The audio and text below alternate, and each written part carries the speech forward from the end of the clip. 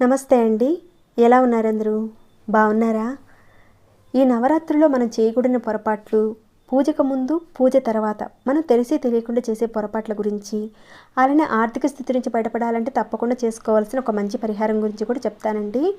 అలానే ఈ నవరాత్రుల్లో పెట్టవలసిన పూలు గురించి, పెట్టకూడని పూలు గురించి కూడా తెలుసుకుందాం. పండగలలో దసరా ఒకటి.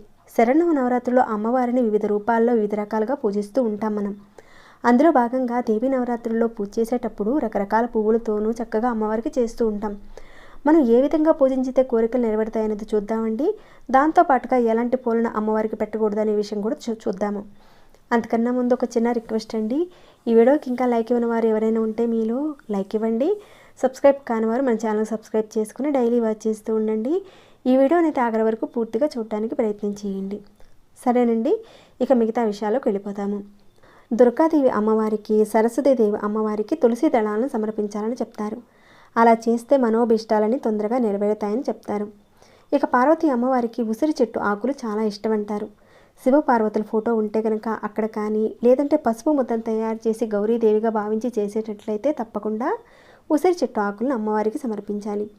ఆ రకంగా పార్వతీదేవి అమ్మవారికి, గౌరీదేవికి పెట్టడం వల్ల ప్రతి కోరిక నెరవేరుతుందని చెప్తారు. మీరు అనుకున్న పనులన్నీ కూడా నెరవేరుతాయి. అలానే నవరాత్రుల్లో అమ్మవారి దగ్గర మరువం సమర్పించినా కానీ మనోభీష్టాలు నెరవేరుతాయి. ఇంకాను లలితాదేవి అమ్మవారిని తులసి దళాలతో పూజించేటప్పుడు 2 ఆకులు కాకుండా 4 ఆకులతో ఉన్న వాటిని సమర్పించాలి. ఇక చండీ అమ్మవారికి మాత్రం ఎట్టి పరిస్థితుల్లోనూ మల్లెపూలతో పూజించకూడదని మన గ్రంథాల్లో అయితే చెప్పబడింది. దుర్గాదేవిని మాత్రం ఎట్టి పరిస్థితుల్లోనూ గరికతో పూజించకూడదు. అలా పూజలో పెట్టి మనం పూజిస్తే అమ్మవారి యొక్క అనుగ్రహం తగ్గిపోతుంది. ఇంకా ఈ నవరాత్రి పూజల్లో ఉమ్మెత్తు పూలతో కూడా పూజించకూడదు. ఇదొకటి గుర్తుపెట్టుకోండి. ఈ దేవీ నవరాత్రిలో ఉమ్మెత్తు పూలతో ఏ అమ్మవారిని కూడా పూజించకూడదండి. తులసి మరువంతో ఏ అమ్మవారినైనా సరే మనం పూజించుకోవచ్చు. ఏ పుష్పాలతోనైనా సువాసన కలిగిన వాటితో పూజించుకోవచ్చు. ఈ నవరాత్రులు అనేవి చాలా శక్తివంతంగా ఉంటాయి కాబట్టి ఆమె నుంచి మరింతగా అనుగ్రహం పొందడానికి ఒక చక్కని విధానం అనేది ఉందండి. తప్పకుండా ఆచరించండి. మీరు అమ్మవారిని మొదటి రోజు చక్కగా పూజిస్తారు. ఇక ఆ తర్వాత ఆ పూలన్నీ ఉంటాయి కదండి, నిర్మాల్యాలు, వాటన్నిటిని కూడా తీసి చెత్తబుట్టలో ఎక్కడో చోట పడేస్తూ ఉంటారు. అందరిని కాదు కానీ కొందరు అలా చేస్తారు. అలా చేయడం చాలా పాపం అండి. ఎందుకంటే దేవుడికి సంబంధించినవన్నీ కూడా చాలా పవిత్రమైనవి కాబట్టి వాటిని నీళ్ళల్లో నిమజ్జనం చేయడం వల్ల దేవుని యొక్క అనుగ్రహం కలుగుతుంది మనకి. కాబట్టి ప్రతిరోజు నీళ్ళల్లో వేసి నిమజ్జనం చేయడం అందరికీ కుదరని పని కాబట్టి ఒక కవర్లో స్టోర్ చేసి పెట్టుకొని శుక్రవారం, మంగళవారం రోజున కాకుండా కుదిరిన ఒక రోజున చేయండి. ఇక పూజలో అమ్మవారికి నివేదన చేసిన తర్వాత హారతి ఇస్తాం.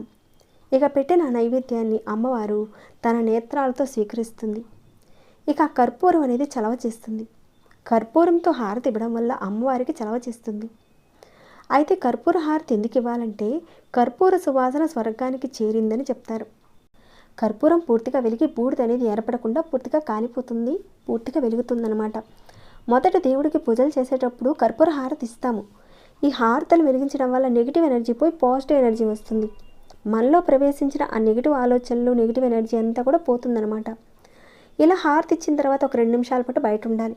ఎందుకంటే అమ్మవారు తినే సమయం కాబట్టి దేవుడి గదిలో నుంచి బయటికి రావాలి. తర్వాత నైవేద్యంగా ఆ ప్రసాదాన్ని మనం తీసుకోవాలి. పూజలు ఎందుకు చేస్తామండి? భగవంతుని అనుగ్రహం పొందడానికి పూజ చేస్తాం. మనసు చాలా వరకు ప్రశాంతంగా ఉంటుందని మనం చేస్తాం. కానీ కొన్నిసార్లు మన ఆలోచనలు రకరకాలుగా వెళ్తాయి, ఆవులింతలు వస్తూ ఉంటాయి. దీనికి అనేక కారణాలు ఉన్నాయండి. ఇలా రావడానికి మొదటి కారణం ఏంటంటే శరీరానికి తగిన విధంగా విశ్రాంతి లేకపోవడం వల్ల ఆవులింతలు, నిద్ర ఇలాంటివి వస్తాయి.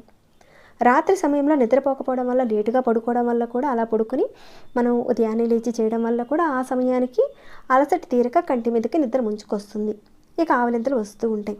అంటే ఇక్కడ మన శరీరానికి, కంటికి సరైన విశ్రాంతి లేదు, నిద్ర లేదు కాబట్టి ఇలాంటివి వస్తూ ఉంటాయి. మీకంతా బాగుంది, ఆరోగ్యంగా ఉన్నారు, నిద్రపోతున్నారు. కానీ పూజలో కూర్చునేసరికి ఆవులింతలు, తుమ్ములు ఇలాంటివి వస్తున్నాయంటే కొంత ఆలోచించాల్సి ఉంటుంది. ఇక్కడ కొంతమందికి మూఢనమ్మకాలకు కూడా అనిపిస్తుంది ఇదంతా చూసుకుంటే. ఇది మీరు తీసుకోవడమా తీసుకోకపోవడమా అనేది మీ యొక్క మనస్తత్వాన్ని బట్టి ఉంటుందండి. ఆ రకంగా ఆవులింతలు రావడము, చెడు ఆలోచనలు రావడము ఇలాంటివి వస్తూ ఉన్నాయి. ఒక పని చేస్తూ ఏదో ఒక పని చేయడం, పూజ చేస్తూ ఏదో ఒకటి జారిపోవడం, అంటే చేజారిపోవడం, కళ్ళు బరువెక్కడము, శరీరం బరువుగా ఉండడము ఇలాంటివి జరగడానికి కారణం ఏంటంటే మన చుట్టూ ఉన్న వాతావరణంలో నెగిటివ్ ఎనర్జీ వంటి ప్రతికూల శక్తుల్ని మనం పూజ చేయకుండా ఆపుతున్నాయని అర్థం. మన ఇంట్లో నెగిటివ్ ఎనర్జీ ఉందని అర్థం చేసుకోవాలి. ఇది కొంతమందికి నమ్మశక్యంగా కాకుండా కూడా ఉంటుంది. పూజలో కూర్చున్నా కానీ మనసు లగ్నం చేయకపోవడం, ఇవన్నీ కూడా కారణాలైతే అప్పుడు మీరేం చేస్తారంటే ఒక్కసారి మీరు లేవండి, లేచి కాళ్ళు చేతులు మొహం కడుక్కొని వచ్చి మళ్ళీ మనం పూజను ప్రారంభించుకోవచ్చు. వాటి విషయాల నుంచి మనం బయటపడాలంటే ఒక 2-3 విధానాలు చెప్తానండి ఇక్కడ. మీరు ప్రతిరోజు కూడా సాయంత్రం సమయంలో సాంబ్రాణి ధూపాన్ని చూపిస్తూ ఉండండి. ప్రతి గదికి చూపిస్తూ ఉండండి. ఇలా చేయడం వల్ల నెగిటివ్ ఎనర్జీ పోతుంది. నెగిటివ్ ఎనర్జీ మీ ఇంటి నుంచి పోతే ఇంట్లో ఉన్న ప్రతి ఒక్క సమస్య తీరిపోతుంది. అలానే మీరు ఒక 2 రోజులకోసారో 3 రోజులకోసారో తడిబట్ట పెడుతూ ఉండండి ఇంటికి. అయితే వారానికోసారో 2 సార్లు 3 సార్లు చేస్తూ ఉంటారు చాలామంది. అలా చేసేటప్పుడు బకెట్ నీళ్ళల్లో కొద్దిగా ఉప్పు వేసి అంటే కళ్ళుప్పు వేసి తుడుస్తూ ఉండండి. గురువారం మాత్రం చేయకండి.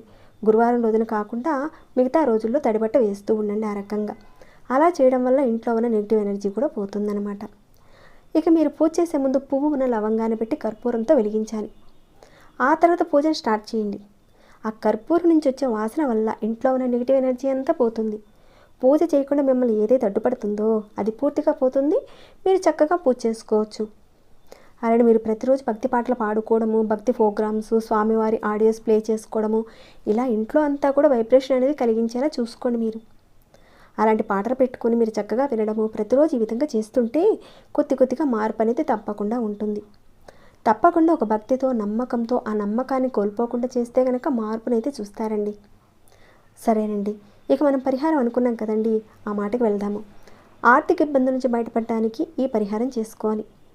అయితే మన హిందూ సంస్కృతిలో తాంబూలం అనేది ఇస్తాం మనం. తాంబూలంలో ఏమి ఇస్తామండి మనం? తమలపాకు, అరటిపండు, దక్షిణ ఇచ్చి ఇలా చాలామంది పెడుతూ ఉంటారు.